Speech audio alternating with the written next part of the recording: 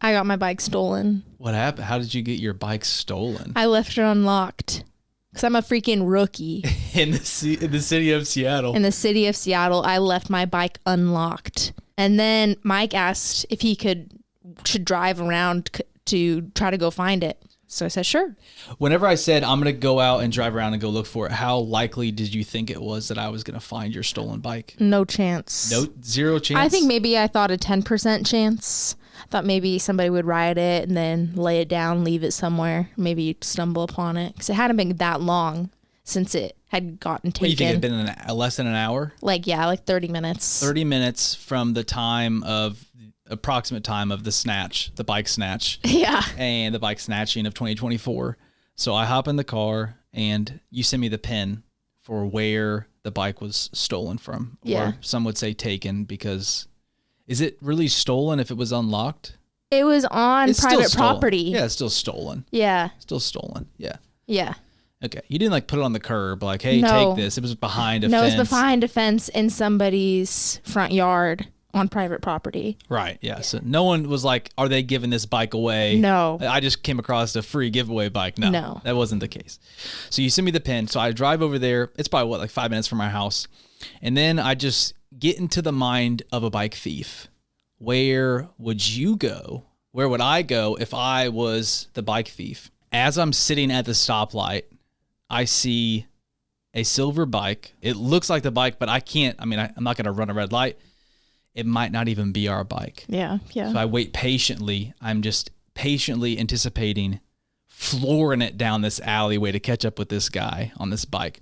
So I follow this guy. I'm right on his tail for the next block.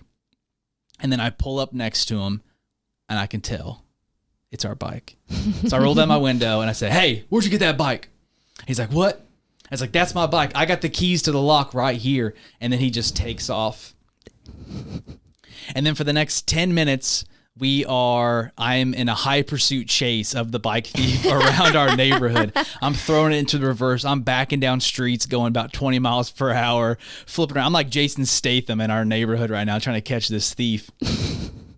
And I'm yelling at him, I ain't ever going to stop till I get my bike back. And I got the cops on the phone, but they're like, you got to stop chasing this guy. And I'm like, I'm not, okay, but I'm not stopping. I'm not... Like You're not going to listen to the cops. Well, yeah. I mean, they weren't there, and I was scared he was going to get away, and I wasn't going to give up on this bike. So he cuts through this house, but then there's this massive fence, and so he's like, oh, shoot, now I'm cornered. So he stops, and he's just standing over the bike. So I was like, here's my opportunity. I throw the car into park. I get out, and I say, if you drop the bike, I'll hang up on the cops right now, and it'll be over. And that's where he turned from annoyed to me following me to aggressive. And he said, what, you snitched on me? So now he's getting in my face, chasing me down.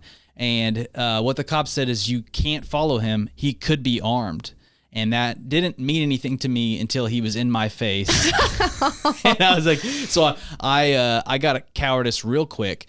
And that's when I hopped back in the car and locked the door. And I said, if you leave the bike, I'll hang up on the cops.